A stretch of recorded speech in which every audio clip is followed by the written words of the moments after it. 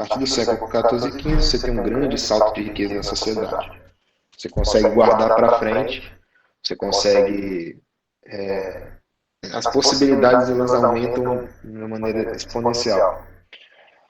E aí, na mesma época, surge um dos principais, eu não vou dizer aberrações, mas um ponto de inflexão muito grande na economia mundial, que ocorreu na França, as primeiras proteções à indústria. Professor, como assim, mas proteger a indústria é ruim? Bom, depende da perspectiva de cada um, certo? Como funciona proteger a indústria? Significa que todo mundo que está aqui vai consumir mais caro. Por quê? Porque tem produto que viria de fora que seria mais barato.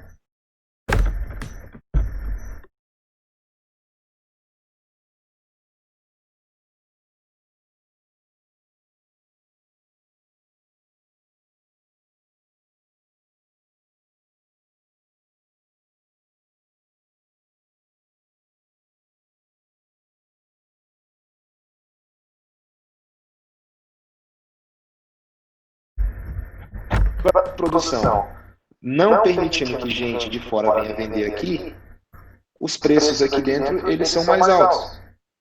Porque veja bem, imagina que eu tenho esse celular produzido no Brasil e esse celular produzido no exterior. Se o produzido no Brasil ele for melhor e mais barato, eu não preciso nem me importar com a produção do exterior, porque é esse brasileiro que vai vender. Mas o que ocorre? Quando eu preciso proteger a indústria, significa que o exterior é muito melhor que o nacional. Seja mais barato ou seja na qualidade. Senão eu não precisaria proteger. Então eu estou colocando todos os consumidores nessa região com produtos de pior qualidade. Enfim, vou dar mais alguns exemplos. Exatamente, Matheus. A concorrência faz os preços baixar. Não é segredo para ninguém que hoje o nosso pool de carros, de veículos automotores no Brasil, eles estão em uma bolha completamente diferente do resto do mundo. No Brasil, a gente compra os piores carros no preço mais alto, num preço absurdo quando comparado com os outros países. E isso é uma situação, assim, pouquíssimos governos conseguem colocar o mercado, uma indústria, numa situação dessa. Por que isso ocorreu? Exatamente por conta de medida protetiva. Você aumenta muito o preço, ou você proíbe a importação de carros, tudo tem que ser feito no Brasil, tudo é de pior qualidade, é mais caro, e você acaba ficando refém político disso. Por quê? Porque as montadoras de carro e as indústrias adjacentes possuem muitos trabalhadores, portanto, também representam muitos votos. E você fica com um monstro, onde você não sabe nem como resolver. Se você pergunta assim, beleza, professor, então, às vistas da economia, o que deveria ser feito? Eu realmente não sei. Porque virou uma aberração. No início, você trouxe montadoras para o Brasil, deixando elas se instalarem sem pagar impostos, sem absolutamente nada. Você até deu terrenos, você fez investimentos do governo nisso. Só que a gente não tinha tecnologia para isso. Empregou-se muitos funcionários, mas isso com dinheiro governamental. Estou falando de Getúlio Vargas, tá, gente? Década de 40. E você criou uma aberração, onde se eu abro o mercado amanhã, a própria fábrica da Volkswagen na Alemanha produz, na fábrica na China, mas o design na Alemanha. A própria Volkswagen consegue enviar carro para o Brasil mais barato que o produzido no Brasil e de melhor qualidade. Então, se eu abro o mercado, o mesmo carro aqui que você recebe tem outro, de melhor qualidade mais barato. Você quebra a indústria nacional. Aí você entra em um outro ciclo. O meu objetivo nessa disciplina é fazer com que vocês consigam observar exatamente a causa e o efeito do que você está fazendo. Em nenhum momento aqui a gente vai solucionar os problemas da humanidade. Perfeito? Então, só voltando ao assunto, todo mundo entendeu? Alguém tem alguma dúvida? Quer fazer alguma colocação? Não? Beleza, prosseguindo. A França criou as primeiras medidas de proteção à indústria. Ela não permitia que várias empresas, basicamente dos primeiros produtos de luxo que existiram na sociedade, os primeiros produtos de luxo são alguns tipos de tecido, alguns tipos de pérolas, de joias, não entrassem na França. E aí, essa forma de influência do Estado se contaminou o resto dos estados na Europa e houve assim, existem alguns autores que colocam como se ao longo da sociedade a influência do Estado na economia ela fosse sempre caindo. Porém, a gente nota que uma hora é muito forte e depois uma hora é muito fraca. Assim como as preferências políticas. Perfeito? Nessa época de mercantilismo, de metarismo, você também houve a primeira concorrência forte ao Estado, que foi o quê? Nessa época, a separação entre igreja e Estado, que antes era a mesma coisa. Você lembra que eu falei? O Império Romano era o Estado. Quando fomos para a época medieval, o Estado e a igreja se confundiam em uma coisa só. E a partir da época do mercantilismo, do século XIV, XV, você houve a dissociação entre o Estado e a igreja. Então, a partir desse ponto, o monopólio dos impostos passou a haver alguma concorrência. E dentro da própria igreja, você houve também algumas divisões. Se você for ver já no século XVIII, você tem a separação entre a Igreja Francesa, a Igreja Espanhola e o próprio Vaticano, como três entidades separadas, influenciando nas trocas. Por que a igreja era muito forte? Porque quando as pessoas morriam, durante mais de 1000 anos, tudo aquilo que elas tinham deixado ia para a igreja. E o principal excesso de produção eram as terras.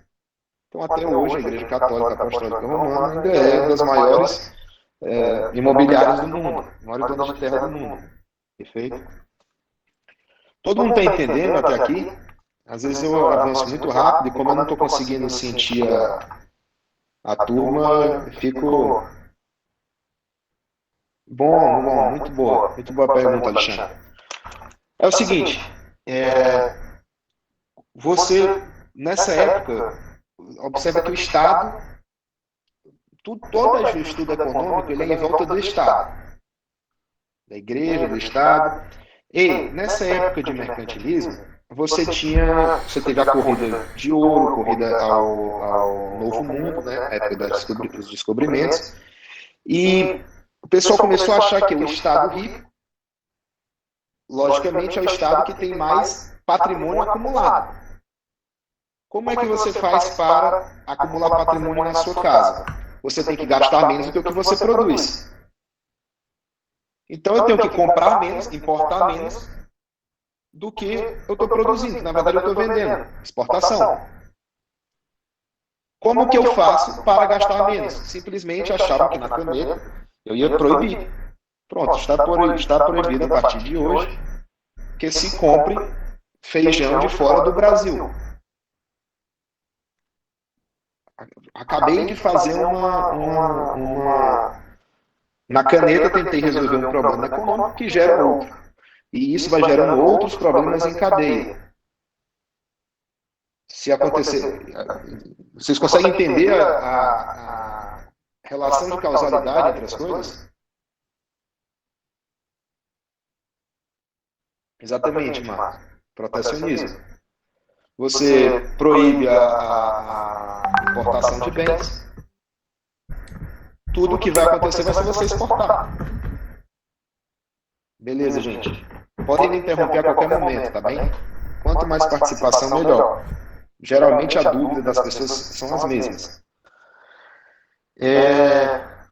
Então, tudo ficou em torno do saldo comercial. Posso qual parte, Amanda? Sobre o protecionismo? Vamos naquela questão do pão e da carne. Eu tenho um país que consegue produzir mais pães do que o outro país, em contrapartida, o outro país que consegue produzir mais carne do que esse primeiro país. Então, o comércio é bom para eles. E vocês podem testar isso daí. Vamos assim, supondo que a pessoa produz tantos pães por minuto. E se for carne, ela é menos eficiente. Produzir, enfim. Se você fizer a conta, você vai ver que dentro dessa sociedade de dois indivíduos, se eu produzir o que eu sou melhor e ele produzir o que ele é melhor, e a gente trocar, a gente vai ter mais 10. Enfim, independente de qualquer outra coisa. E é nisso que se baseia o comércio internacional de bens e serviços. Um outro ponto aqui, só passando, vamos derivar um pouco isso daí. A partir do momento, esses dois países, eles observam que eles não fazem escambo. Eu não consigo trocar pão e carne lá na fronteira, entrega o pão e ele entrega a carne. Eu tenho que trocar esse pão por algum bem que eu consiga fazer a troca, ouro, prata, moeda. E o rapaz do outro lado também, ouro, prata, moeda. Então, quando a gente leva para os dias de hoje, isso é o princípio do câmbio. Princípio do câmbio. Quem está comprando muito precisa de dólar para comprar. Quem está vendendo muito recebe muito dólar. Entende? O que acontece hoje na situação brasileira? O dólar está muito alto. Então, partindo do pressuposto, no primeiro pressuposto, que eu ainda vou falar mais à frente, que tudo tende a um equilíbrio, quando o dólar está alto, eu não consigo comprar muita coisa de fora. Porque as coisas lá de fora estão caras. Estão muito caras. Então eu passo a produzir aqui dentro. Como eu estou parando de comprar dólar, porque o dólar está caro, o dólar tende a baixar. Vocês entendem que a coisa vai para o equilíbrio? Enfim. Ana, eu vou explicar. Deixa eu falar o seguinte. Câmbio é lá uma das nossas últimas aulas. Eu estou fazendo a primeira visita a isso nesse momento, mas a todo momento vocês vão notar que eu vou falando algo, aí eu vou dando exemplos na sociedade, onde você observa isso, e eu vou fazendo pequenas visitas em alguns pontos, exatamente para no final todo mundo já ter visto alguma coisa disso. Em algum momento você já vai ter visto na minha aula. Perfeito? Bom, a partir desse liberalismo clássico, você passou a ter uma forte campanha, mesmo de eleição, da sociedade, para que o Estado se ausentasse o máximo possível da economia. Em todos os países e estados onde isso ocorreu, o povo ficou mais rico, acumulou mais riqueza, né, que é a mesma coisa, e teve a melhor qualidade de vida. Aonde que isso ocorreu, professor? Na Inglaterra, principalmente, boa parte da França, boa parte da Prússia, na época, que ainda não se chamava Alemanha, se chamava Prússia, eram outros estados. Hamburgo também era outro estado. A Holanda, por exemplo, a Holanda é um país que a Holanda não tem bem natural nenhum. A única coisa que a Holanda fez foi o seguinte: olha, gente, eu consigo produzir muito navio, quase todo mundo aqui tem barco, quase todo mundo tem navio, porque o nosso país ele é metade embaixo da água. Então, eu vou começar a fazer trocas. Comprava-se coisas na França, na Inglaterra e saía vendendo. Era comércio. Puramente o comércio. Perfeito? E esse pessoal guardava tudo isso nos bancos. Os primeiros bancos surgiram na Holanda. Porque seria desse comércio, trocava em ouro e guardava. Alguém tem alguma dúvida de liberalismo? Alguém quer alguma informação? Posso prosseguir? Gente, se eu estiver pulando, sim, se eu estiver pulando, existiam duas comércios das Índias Orientais. Existia o inglês e existia o holandês, certo? Só que, bom, bem colocado, bem colocado. O comércio das Índias Orientais, eles são uma empresa muito específica. Por que são empresas específicas? Porque elas talvez tenham sido a primeira empresa realmente pública da história. Empresa pública com objetivo de obter lucro. Empresa pública com objetivo de obter lucro. Como que funcionava? Bom, é o seguinte, o Estado, que não é bobo, ele entendeu que ele não é tão eficiente se ele estiver fora da região de poder coercitivo dele. Por exemplo, o governo brasileiro ele só é eficiente em locais que ele consegue impor a sua lei através da força. Se você for para o interiorzão do Brasil, assim, todo mundo aqui mora no interior sabe como é que a lei não é exatamente aplicada como deveria em muitos locais. Agora você imagina isso há 500, 600 anos atrás, há 3 meses, 4 meses de distância de informação, que a informação não é medida no quilômetro, mas com o tempo que eu consigo levar. Então, o que esses caras fizeram? É o seguinte, a gente precisa obter lucro através de comércio, propriamente dito. Mas vamos fazer o seguinte, tem muita gente aqui em Londres ou em Amsterdã que já acumulou riqueza fazendo os comércios antigamente ou acumulou riqueza através de outros meios e esse pessoal pode ajudar a gente, pode diluir o nosso risco. Então, ao invés do governo mandar duas frotas de navio para a Índia para comercializar, ele fazia o seguinte, pessoas ricas de Londres, pessoas ricas da Inglaterra, vamos entrar nesse empreendimento. Então o governo entrava com uma parte, as pessoas ricas entravam com outra e todos eles dividiam o lucro. Só que aí o que acontece? A pessoa que está colocando seu dinheiro junto do governo pensa assim, bom, tá bom, governo, eu vou entrar junto contigo nessa. Eu financio metade da expedição e tu a outra metade. Só que quem me garante que quando chegar aqui eu vou receber minha metade? Se quando eu chegar aqui o exército é teu, a polícia é tua, enfim, o sistema judiciário é teu. Então, criou-se um sistema basicamente de independência dessas empresas. Companhia das Índias Orientais inglesa e Companhia das Índias Orientais holandesas. Inclusive, tem um livro, vou até colocar aqui, eu não lembro o autor, mas o nome é A Corporação que Mudou o Mundo. Existiu até guerra entre as duas empresas, às vias de fato, armadas na Índia. Perfeito? Uma para tirar o que tinha da outra, elas eram concorrentes. Mas muito bem colocado, Paulo. É uma instituição muito interessante de estudar. Muito, muito bacana. Se vocês quiserem saber um pouco mais sobre isso, a gente depois pode tratar mais. Alguém tem mais alguma dúvida? Algum comentário a fazer?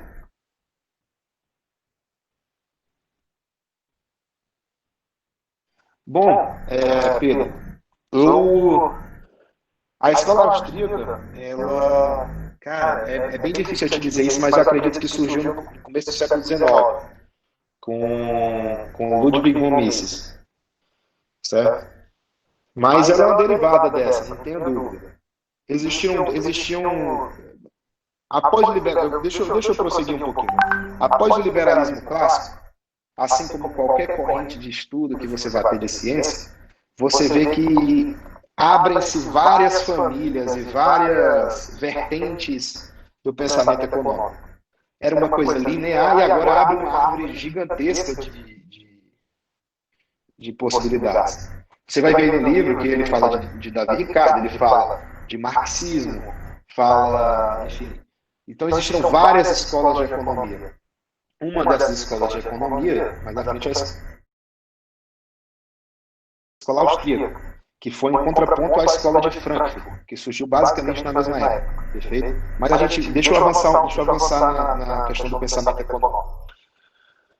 Depois do liberalismo clássico, começou-se a observar o seguinte: o pessoal não entendia porque o preço das coisas começavam a variar demais conforme eu ia produzindo elas. Criou-se a economia neoclássica, que durante a aula de história do ensino médio pouca gente sabe explicar, mas que na verdade é o pensamento na marginalidade. Como assim? Veja bem, imagina que você esteja com sede em um local onde só tem uma garrafa de água à venda. O preço que você está inclinado a pagar nessa água é um. Se você estiver em um local sem sede, com várias pessoas vendendo água ao seu redor, o preço que você está disposto a pagar pela água é outro. E qual é a diferença dessa? É o marginal. O quão eu vou ganhar comprando mais um desse produto? Se eu não tenho nada de água e vou comprar uma água, minha utilidade, depois eu vou entrar nesse termo, mas assim, a minha satisfação ela é uma. Se eu tinha nenhuma água, vou comprar uma, a minha satisfação ela é altíssima. Se eu tenho 10 garrafas de água e vou comprar a 11ª, continua sendo uma garrafa de água que eu estou comprando, só que se pensa na margem, é 10 mais uma. Para a gente já não faz muita diferença. Então o preço muda. Então o pensamento econômico, a forma de produção, começou a se preocupar com a margem. E não simplesmente com produzir. Não é só eu sentar lá e produzir. E aí a gente pode colocar isso, oferta e demanda. Oferta e demanda. Essa é a regra que a gente vai falar. Essa lei de oferta e demanda, ela é universal, ela é igual à gravidade. Você pode não gostar dela, você pode falar o que você quiser, ela vai existir. Ela existiu no governo comunista, ela existiu em todos os pontos do mundo, em todas as épocas. Só que o que eu estou falando aqui é de pensamento marginal, é no a mais. Perfeito? Bom, inclusive tem um ponto muito interessante de que foi até ventilado há pouco tempo, que é o seguinte, estavam falando que geralmente, eu vou usar o termo econômico correto, que geralmente pobre é mais generoso do que rico. Isso aí foi um comentário que estava no grupo dos professores, ele pensa até um pouco de descrição, só que assim, a partir do momento que você pensa na margem, você sabe que para um rico doar R$100 é mais fácil do que para um pobre doar R$100. Por quê? Porque marginalmente R$100 faz muita diferença para um e faz pouca diferença para outro. Perfeito? Isso quer dizer que rico doe menos ou mais do que pobre? Não. Só estou te falando que, racionalmente, essa frase, no ponto de vista da economia neoclássica, não faz sentido. Ok? Todo mundo entendeu? Costumo colocar esses pontos uns pontos de discussões bem interessantes, tá, gente? Sintam-se à vontade. Então, passou-se a pensar na margem. E esse pensamento na margem é o que a gente vai utilizar nas nossas aulas, no nosso curso inteiramente. Sempre pensar na margem. Pensar no a mais. Quando a gente for falar do preço de uma coisa, se pensa na margem. Certo? E aí, logicamente, você, derivando da margem, você chega na oferta e demanda, você começa a visualizar. O mundo foi indo muito bem. A gente teve um salto de riqueza muito alto do século XVII. O liberalismo foi um divisor de águas da era antiga para a era moderna. Perfeito? Foi um divisor de águas absurdo. É simples, se você vê a riqueza gerada nos 100 anos do século de 1776 a 1900, você saiu de uma época que não existia nem anestesia, não existia nem vaso sanitário, para uma época que você já tinha carro, 100 anos. Enquanto você vê a vida antes de 1776 e a vida em 1300, 500 anos, era basicamente a mesma coisa. Perfeito? Houve um excesso de riqueza muito grande no mundo. Quando você pensa assim, mas a gente vê às vezes tempos modernos, a gente vê... Mas os trabalhadores começaram a ir para as fábricas, começou a ter muitas situações ruins de... Gente, se você levar em consideração que essas pessoas seriam pessoas que morreriam de fome, que seriam pessoas que morreriam de fome, se você for ver o gráfico de pessoas que morrem de fome durante a humanidade, ele caiu e hoje é quase zero. Perfeito? As pessoas morriam de fome antes da época do liberalismo. elas agora trabalham nas fábricas por 14 horas, jornadas de trabalho intensivas, e não tem tempo para o lazer, mas elas não estão morrendo de fome. Então a gente tem que ter o olhar da época. Um problema foi solucionado, que era o da fome. Agora, a gente tem que solucionar outros problemas. A sociedade vai solucionando outros problemas. Exatamente. Também. O valor do dinheiro para cada um é diferente. Você está corretíssimo. Mas vamos lá. A questão, André, do imposto é muito importante tratar que é o seguinte.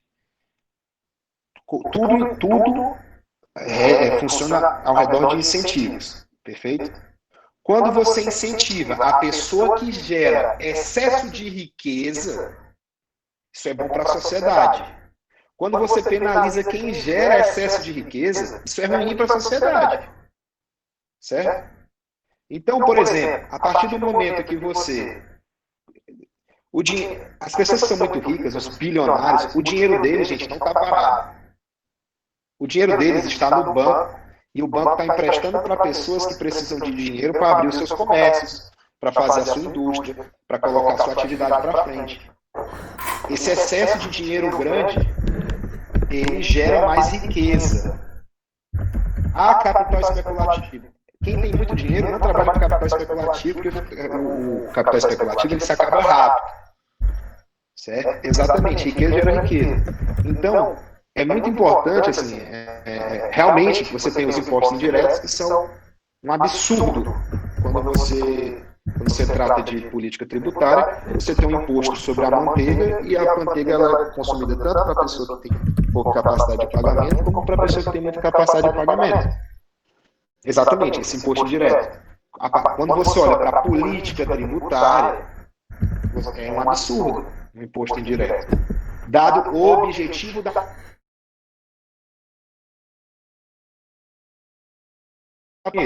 aos olhos da economia, quando eu taxo o arroz, menos pessoas têm acesso ao arroz. Simples. Mas ela é mais, não sei se esse nome ele é. Observe que muitas vezes eu tenho muito cuidado com o nome, com o substantivo que eu estou utilizando, porque o contrato ele pode ser forçável ou não. O contrato, as duas partes têm que estar de acordo. Então, enfim, pode ser que isso cause alguma estranheza para quem é do meio judiciário. Professor, quando eu disse que era um tipo de contrato, é por conta de que o governo ele estipula que aquele papel moeda tem aquele valor e, em contrapartida, o indivíduo aceita que aquele papel moeda tem aquele valor. Eu entendo o que você quer dizer por contrato, assim, tá show mesmo. Eu só tenho muito cuidado com a palavra que eu estou utilizando. É como se fosse um contrato. O indivíduo ele não escolhe aceitar. Você não escolhe aceitar R$100 a R$100. Você depende disso para viver. Então, tu não escolhe se tu vai receber dólar ou real na tua loja, entendeu? Mas você aceita, né? No caso? Não. Você é obrigado a aceitar. É que nem o rapaz que chega no ônibus e te faz uma proposta recusável pelo teu celular. E coloca a arma na tua cintura e ele diz assim, me passa o celular. Você aceita entregar o celular para ele. Entendeu o que eu estou te falando? Assim, por isso que eu não gosto de usar o contrato, mas assim, mas você entendeu perfeitamente assim, o que eu estou falando, não tem dúvida nenhuma. Só não acho que seja por livre e espontânea vontade. Um exemplo, na Argentina, o que acontece na Argentina? A Argentina, ela é sempre o Brasil 20 anos na frente, certo? Se você estudar a história econômica da Argentina, do Brasil, hoje a Argentina está quebrada, boa parte da população utiliza o dólar, mercado negro. Utiliza o dólar no mercado negro porque não quer utilizar o peso argentino, certo? Como eu estou te falando, não é muito um contrato, assim, o governo ele cria e faz. E se tu se recusar a fazer isso, tu vai ter que pagar, assim, pagar pelo que tu está fazendo. A regra é dada. Né? Mas foi muito. É boa a colocação, é como se fosse um contrato. Realmente é como se fosse. Professor, a gente vê Oi? muito essa palavra. Pode falar? Pode, claro. É fiduciário em veículos financiados, né? Quando é financiado, tem veículo com alienação fiduciária, né? Isso. Vamos lá. O que é alienação fiduciária? Alienação fiduciária, que o pessoal chama de AF, hoje é somente um instrumento jurídico. Hoje é um instrumento jurídico. Quando eu vou dar um empréstimo, eu passo lá o carro para o teu nome, só que o carro fica com alienação fiduciária, ou imóvel. Ele vai para o teu nome, mas tem alienação fiduciária. Significa que a propriedade do imóvel é do banco até que você tire ele de alienação. Certo? A palavra fiduciária na alienação fiduciária, hoje eu não sei o que representa. Até porque isso não é um bem transacional. Tipo, eu não consigo, me vende uma alienação fiduciária, isso não existe, porque não tem usufruto do bem alienado. É algo bem específico. Mas, por exemplo, Antônio, tu entendeu, João? Certinho?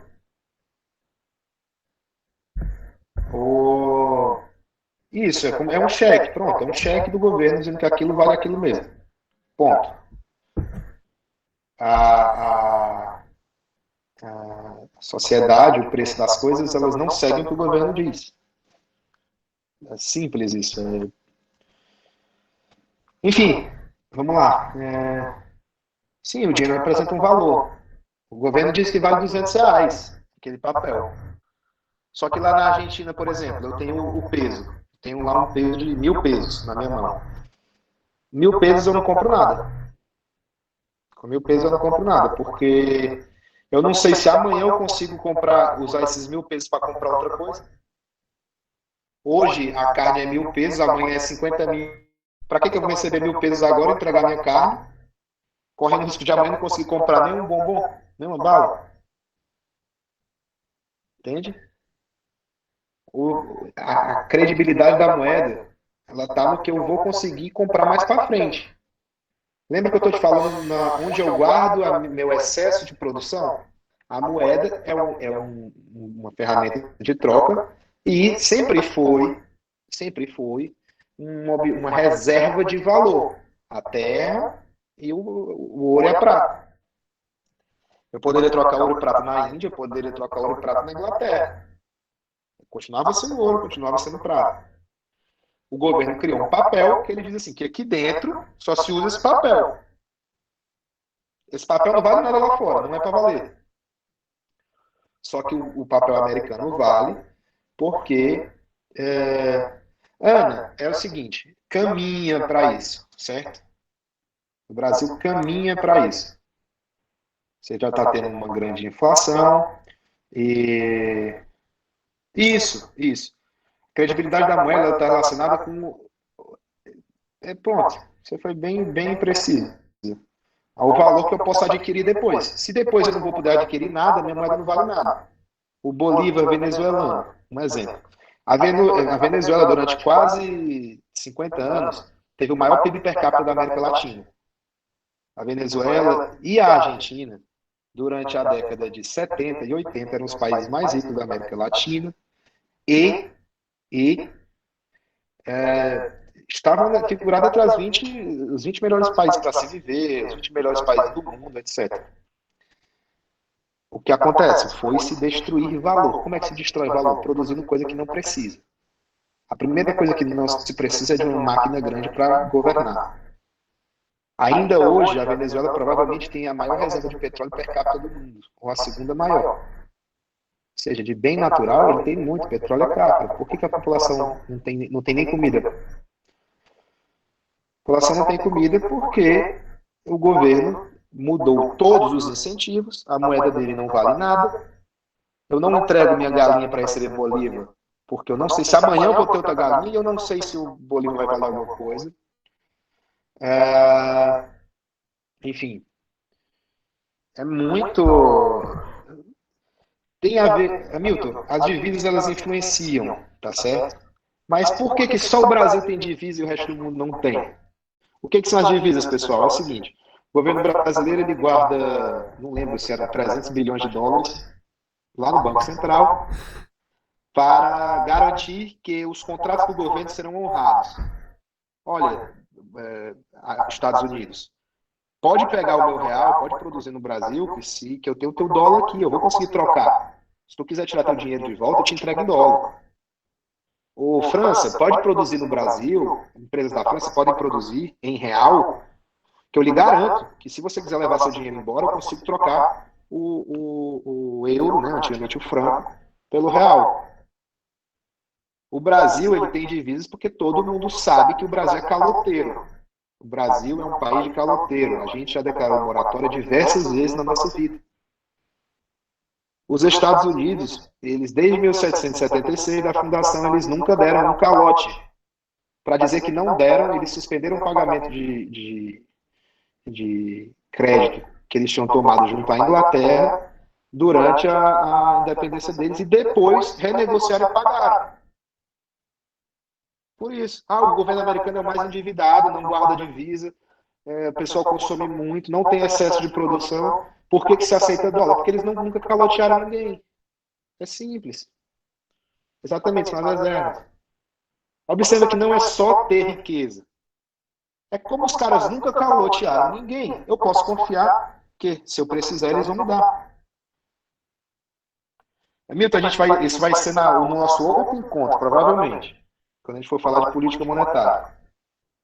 Eu estou falando aqui basicamente de riqueza dos estados, das nações, do comportamento disso tudo. Então é por isso que o dólar é forte. O dólar é forte porque os caras não calotearam ninguém. Os caras não trocam moeda.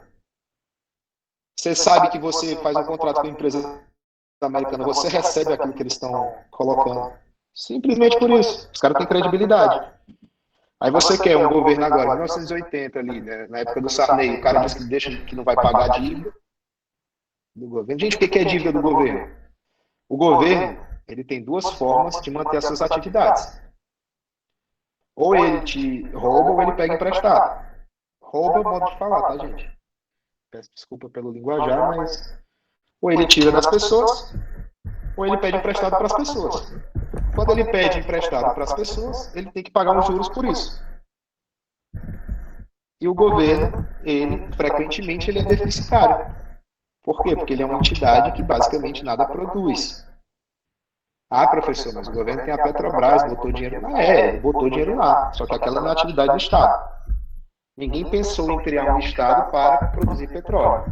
É uma atividade derivada, assim, resolveu-se fazer isso. Mas é uma atividade que é ineficiente. Enfim, então ele pega dinheiro emprestado, dinheiro de fora, ele tem que pagar. O governo Sarney disse assim, a gente não vai pagar. Pronto. Aí tu quer que depois de 5 anos ou 10 anos, aquele cara que colocou bilhões e bilhões de dólares, tu quer que ele volte a acreditar que a gente vai pagar porque agora não é mais o Sarney, gente. Agora é o Collor. Porra. Não dá, gente, entendeu? Vocês têm que pensa como se fosse vocês, assim. Geralmente os economistas, eles começam a fazer muitas contas, começam a utilizar um linguajar muito rebuscado para explicar coisas muito simples. Tu empresta dinheiro pro cara da banca de revista na esquina da sua casa. Se o cara para de pagar, tu vai emprestar de novo. E imagina se o cara faz isso todo mês e ele tá dando calote a gente da tua rua. Tu vai lá e tu vai emprestar dinheiro pro cara? Entende? Por isso que no Brasil ainda tem um ponto pior, que é o seguinte. Aqui no Brasil você empresta dinheiro para quem já tem. No mundo não é assim. No mundo, o banco serve para pegar, transferir o fluxo de dinheiro de entes superavitários, onde sobra valor, onde sobra dinheiro, e ele leva para bens deficitários, ou seja, bens que estão gerando prejuízo, mas que no futuro há uma expectativa de receber valor. É isso que faz. Só que o Brasil é um estado caloteiro. Por exemplo, existem vários países dos Emirados Árabes que já deram diversos calotes em diversos países diferentes Só que ainda existe uma credibilidade. Por quê? Porque eles têm um negócio chamado petróleo. Petróleo vale mais do que dinheiro. Perfeito? Então, os caras têm. O Brasil, pela quantidade de bens naturais que tem, pela capacidade de pagamento do Brasil, o Brasil não era para precisar de divisas. Mas por causa do comportamento safado, do comportamento malandro, a gente precisa. É simples. É igual naquele, você chega no banco, você vai pegar um dinheiro emprestado e o gerente diz assim, beleza, você vai pegar 20 mil, mas você tem que deixar 10 mil parado aqui no banco. Na prática, ele está só te dando 10 mil e fazendo tu pagar por 20. É a mesma coisa, o Brasil é isso hoje. A divisa é esses 10 mil que você tem que deixar no banco. Já a gente vai para o colo, calma, a gente está em 1900, a gente vai já entrar na história brasileira. Então, nos Estados Unidos ficou grande, Estado, custo, guerras, começou a ter guerra, você teve a Guerra da Secessão no final do século XVIII, que também é algo muito mais político do que economicamente propriamente, tá? Você tem assim, na verdade, a Guerra da Secessão começou porque os estados do Norte não queriam aceitar os votos dos escravos do Sul. Começaram a dizer o seguinte, olha, para a gente aceitar o voto dele, você tem que botar ele para não ser escravo. Simples assim. Então não tem essa visão boazinha de que o pessoal do Norte dos Estados Unidos era liberal para frente. Não. Só que eles queriam, como o Sul tinha muito escravo, tinha muito voto, eles queriam ganhar nessas eleições desses 13 pequenos países que eu falei, e começou essa confusão toda. Gente, já eu respondo aqui as perguntas, vamos aqui só focar nessa parte da história, do século XIX. O Estado ficou grande, criou-se a moeda fiduciária, e o governo teve a brilhante ideia, bom, eu preciso de mais dinheiro para me expandir. Vamos agora aumentar tarifas para o comércio nos Estados Unidos, que foi o país que mais avançou desde os Estados Unidos. Em 1776 não era nada, era uma terra.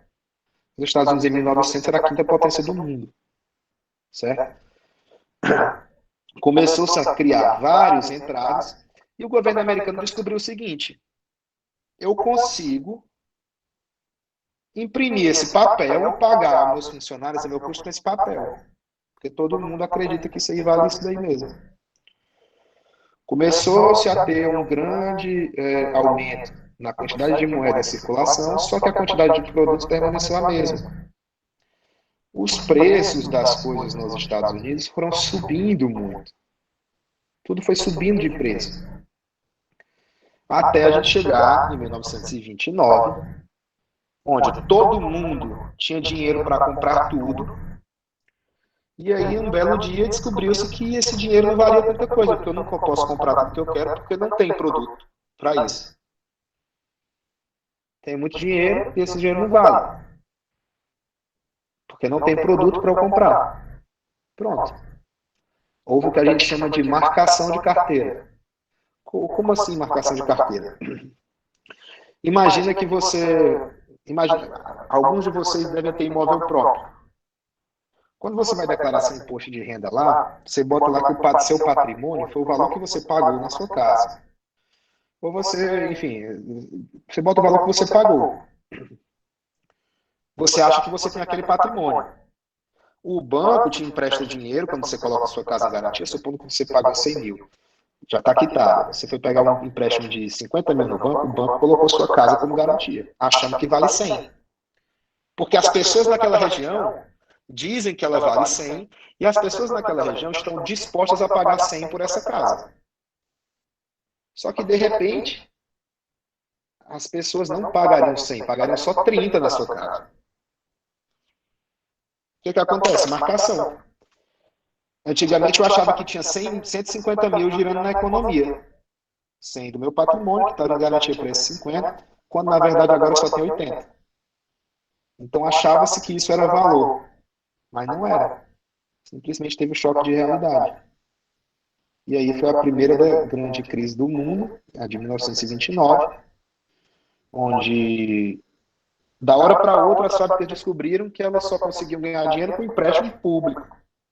De uma hora para outra descobriu-se que os bancos descobriram que as ações, que as empresas que eles estavam botando dinheiro não estavam dando lucro, não estavam produzindo.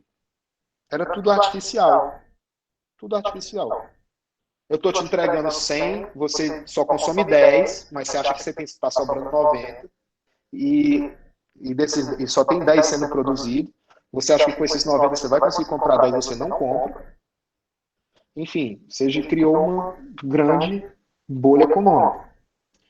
Professor, mas eu aprendi diferente isso na escola. Eu aprendi que a ambição fazia as coisas aumentar. Não, não é assim, gente. Como eu estou te falando, tudo na economia é processual e gradual. Todas as vezes que você vê algum processo na economia que não é gradual, tem dedo do governo. Tem dedo do governo. Por exemplo, quando você chega... pronto, vamos falar de saúde pública. Vocês lembram que durante o governo Barack Obama, a mídia, o tempo inteiro, falava de um negócio chamado Obamacare, que era uma política de saúde do governo americano. Só que toda a mídia que falava isso, ninguém sabia explicar que porra era o Obamacare. Você ouvia falar, mas ninguém sabia explicar essa merda. O que era o Obamacare? Ele disse assim, ó, todo mundo, a partir de agora, vai ter que ter seguro-saúde, que é o plano de saúde. Todo mundo vai ser obrigado. Seja pobre, seja rico, vai ter que ter um plano de saúde. Mesmo que você fosse pobre e procure um plano de saúde de pobre, você vai ter que ter um plano de saúde, senão você paga multa. Política econômica não ortodoxa, beleza, tem alguns efeitos. Aí ele pega e diz assim, mas você só pode contratar um plano de saúde no seu estado. Ou seja, você limitou a concorrência. Beleza? Mas ainda funciona. Aí o governo pega e diz assim, você não pode fazer discriminação se a pessoa já tem câncer ou alguma doença recorrente. Aí você, porra, o plano de saúde, se ele pega uma pessoa desse tipo, ele se arrebenta todo. Você não pode recusar. Aí ele chega e ele fala o seguinte, ó, pessoas acima de 60 anos não podem ser discriminadas a partir de 60 anos da sua idade, tem que ser um preço único. É lógico que vai dar ruim. É lógico que o plano de saúde vai quebrar. Começou a quebrar um monte de plano de saúde nos Estados Unidos. No começo, a oferta foi lá para cima.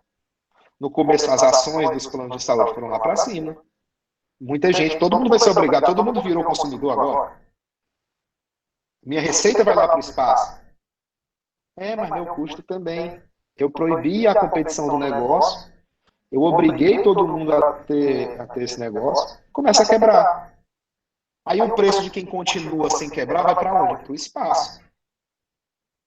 Aí a pessoa que não tinha plano de saúde agora não consegue pagar barato.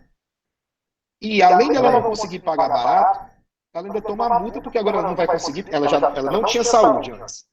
Agora ela não vai ter a saúde dela, porque o plano de saúde está com o preço lá em cima, e ainda tem que pagar uma multa, porque não tem o plano de saúde filiado à Seguridade Social. Se criou um problema tentando resolver outro. E geralmente é assim que funciona. Todas as crises da humanidade, todas. Eu desafio, a não ser uma grande fome, alguma coisa, e mesmo assim, se tiver dedo do governo no meio, vai ter sido pior. Professor, você sugere que não haja dedo do governo? Eu sugiro que haja o mínimo possível. Certo? Sugiro que haja o mínimo possível. Mas, enfim, a gente está estudando os efeitos. Todas as crises econômicas da sociedade teve dedo do governo. Certo? E aí, teve um rapaz chamado John Maynard Keynes, que... Mais um outro aspecto que foi ensinado equivocadamente nas escolas e tudo mais. Ele disse o seguinte, a gente impôs uma série de restrições à economia, a gente aumentou o imposto de tudo, a gente fez o pessoal parar de produzir, um monte de gente achou que tinha patrimônio, mas não tinha patrimônio. Como não tinha patrimônio, esse empréstimo não foi honrado, não foi tomado a casa, se foi tomado, foi recuperado só 30 mil, porque a casa foi vendida mais barata que deveria. Se destruiu o valor na sociedade, a gente precisa fazer alguma coisa para isso daí mudar. Certo? O que foi feito? Keynes começou a falar o seguinte, olha, a gente pode continuar, a gente pode deixar a máquina girando, vamos girar a máquina, continuar girando, não vamos mais parar, a gente continua criando moeda, só que agora a gente pega a moeda e ao invés de eu fazer um funcionário público, eu monto uma empresa, porque essa empresa vai consumir, ela vai gerar emprego, e aí esse dinheiro ele passa a ser mais bem distribuído. E foi isso que foi feito. Só que agravou-se o problema com isso. Os Estados Unidos eles só vão sair da crise de 1929 a partir de meados de 1936, quando as potências ocidentais passaram a ver como iminente a invasão do Hitler à Polônia, que aconteceu em 1º de setembro de 1900 aliás, exatamente, foi em 1936 que começa a corrida armamentista. Certo? Professor, como apareceu tanto dinheiro no Brasil se o país não tem nada dessa pandemia? É o que eu estou te dizendo, assim. Cara, o pior, assim, foi dado dinheiro na economia. Eu não falo do auxílio voucher, não. Tá? Auxílio voucher foi a coisa mais sensacional e genial que existe, assim como Bolsa Família. Para qualquer pessoa que estuda economia, é impossível ser contra isso, tá, gente? Apesar de falsos intelectuais falarem ao contrário. O problema é que foi impresso, né? Se imprimiu dinheiro, se proibiu de produzir. Ou seja, se reduziu a quantidade de produtos à venda e aumentou a capacidade de comprar das pessoas. O preço das coisas vai para cima, gente. Eu aumentei a demanda, porque eu dei dinheiro, e eu diminui a oferta porque eu fechei os estabelecimentos, fechei os serviços, fechei o entretenimento. Tem pessoal aqui que, por exemplo, muita gente aqui gosta de tomar uma cervejinha e tal, para o entretenimento da pessoa, com um bar fechado. O que antes gastava R$50, R$100 num bar, gasta 20 comprando no supermercado.